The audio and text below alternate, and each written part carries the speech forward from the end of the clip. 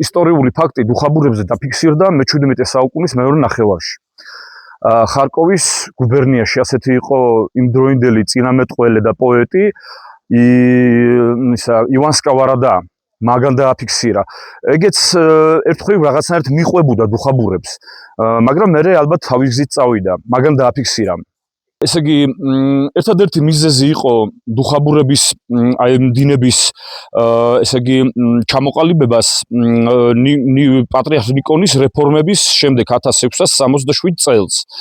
ხო, უარი თქვა არა და მარტო დუხაბურებმა, მალაკანი, სტარავერი, სტარააბრიაცი და ამავე შემდეგ გამოვიდნენ უარი თქვეს თვითონ ეკლესიაზე, შუამავალზე, მღვდელზე და ყველა მატერიალურზე, ანუ დაგომა ჰქონდათ რომ ბავშვი რო იბადება უკვე არის მონათლული წმინდა სულით, არინათლებიან დუხაბურები.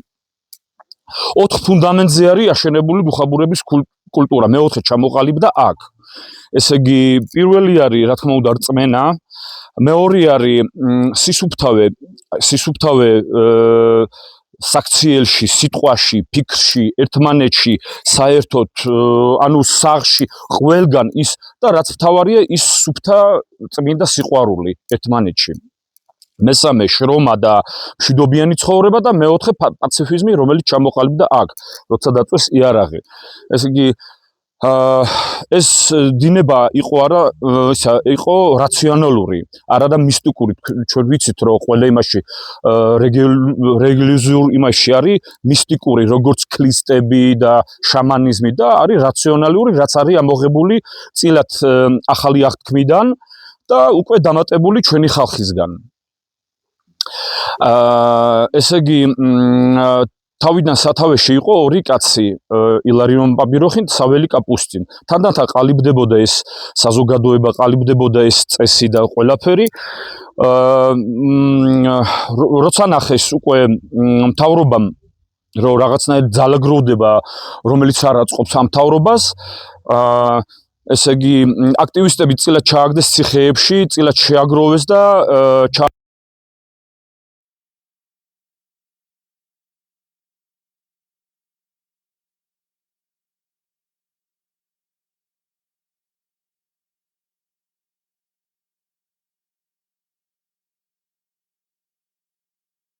უკვე ჩამოასახლა აქ 1841 წელს ქუთაისის გუბერნიაში. ეს მხარე ეკუთვნოდა ქუთაისის გუბერნიას. კი. 4 გუბერნია იყო: ქუთაისი, ტიფლისის, ელიზავეტპოლის და ალექსანდროპოლის. ხო, გვიან შემოდგომით ჩამოყარეს ხალხი, არანაირი ინფრასტრუქტურა, ანუ ცარიელ მინდორში. ხო, როგორც ისა ამოთხარეს რაღაცნაირად პრიმიტიული მიწურები, გაამაგრეს და პირველი ზამთარი გაზამთრეს ასე. საქონელი სულ ვაფშე გარეთ გაზამთრეს. და ბევრი სხერპლი იყო, როგორც ბავშვი იქნება, ის ავანტყოფი იქნებოდა, მოხუცი იქნებოდა და პირველი სოფელი, რომელიც დააწესეს სიმბოლურად დაარქვეს წირპენი, ანუ მოთფენა. და მე გადაარქვეს ორლოვკაში. აი ორლოვკაში ვცხოვრობ მე პირადად. ხო და როცა გაზამთრეს, დიდი ნახევარი წავიდა ყარში, იქ დააწესეს რამდენიმე სოფელი. პატარა წილი წავიდა ელიზავეტპოლის გუბერნიაში, ანუ აზერბაიჯანში, იქაც დააწესეს რამდენიმე სოფელი და ვინც აქ დარჩა, დააწესეს 8 სოფელი. დაიწყეს ესე იგი ცხოვრება, კორდის მოხნა, აი ასეთ მიწურების აშენება, აქ არაფერი ქვის გარდა არაფერი არ იყო, ხეტყე მოზიდეს ბაკურიანიდან, ასპინძის რაიონიდან და ასე შემდეგ. თანდათან გაამრავლეს საქონელი და შრომა რო უყვართ ხალხს, ეგრევე რაღაც აიდგეს ფეხი. მთავრობამ იცოდა რომ უარი თქვეს იარაღზე და კაცის მოკლაზე თავიდანვე და მეორე რუსულ-თურქული ომი რო იყო გენერალ პასკევიჩის, მთავრობამ სთხოვა დახმარება, ეს დახმარება რაში გამოიხატებოდა? გიუმრიდან, ბათუმიდან უნდა მოეზიდათ იარაღი და პროვიანტი გიუმრიში და გიუმრიდან გაეზიდათ დაჭრილები ბათუმში. ამისთვის გამოიყო ასობით ურემები და დადიოდნენ პასტაიანად. მთავრობამ გადაუხადა დიდი თანხა, 500.000 ოქროთი. შედარებით ერთი ძროხა ღირდა 5 მანეთი ოქროთი. ხო, თემს ჰქონდა საერთო საწყობი, ანუ ამბარ, სადაც როცა მეტი მოსავალი იყო, ის მეტი რაც ჰქონდა, დებდნენ ერთ-ერთ ინახებოდა და როცა გაჭირებული წელი იყო ასეთი, ესე იგი ყოფდნენ თანაბრად. ეს იყო ერთადერთი იმდროინდელი სანიმუშო კომუნა. ასე ვთქვათ. ხო, სათავეში იყო ლუკერია ვასილიანა კალმიკოვა და მას შვილები არ ყავდა, ის დადგა სათავეში, როცა გარდაიცვალა მისი ქმარი. ხო და როცა უკვე მოხუცი იყო, დაავალა ხალხს, როცა ერთი ყავდა ნაშვილები, აი ჩემს მერეო ეს პიროვნება მოვაო და ესე იგი დადგება სათავეში, მაგრამ როცა გარდაიცვალა უარი თქვეს ამ კაცზე ლუკერია ვასილიანას ძმებმა. და ამ დროს ესე იგი თემი გაიყო დიდ და პატარა ნახევარზე. პატარა ნახევარი იყო მხოლოდ სოფელი გორელუკა, დიდი დანარჩენი 7 სოფელი.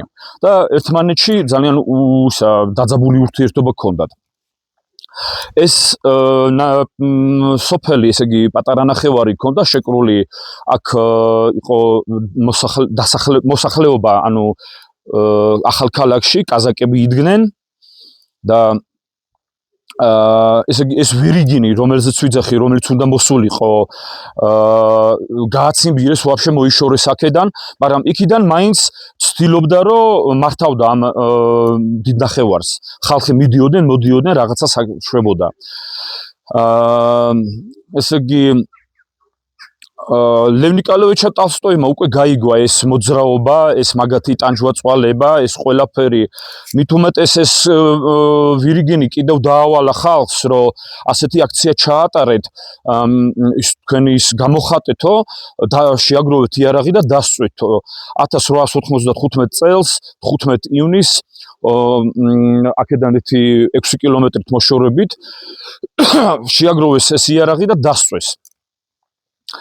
ამ პატარა ნახევრიდან გააფრთხილეს ეს კაზაკები გამოვარდნენ და ძალიან იარაღის მხლებით, ნაგაიკებით, ესე იგი სხვერპლიც იყო დაშალეს ეს ხალხი.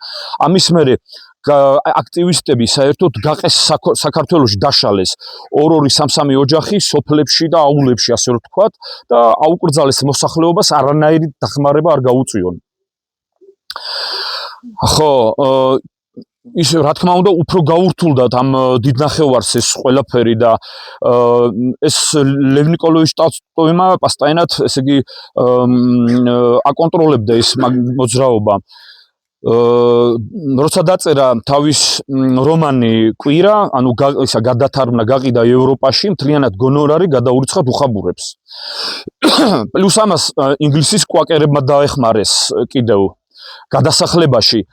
ყველა არ წავიდა, რა თქმა უნდა, ნაწილი, აი აქტივისტები, რომელიც ვეღარ რჩებოდა აქ. და 5 ეტაპით ბათუმიდან, ესე იგი ჯერ 2-2 გემით, ჯერ კუნძულზე კიპრზე და მე კიპრზე ვეღარ გაჩერდნენ, იმიტომ ტროპიკული ის კლიმატია და არ იყვნენ მიჩვეულები, გადავიდნენ საცხოვრებლად კანადაში, ბრიტანეთის კოლუმბიაში.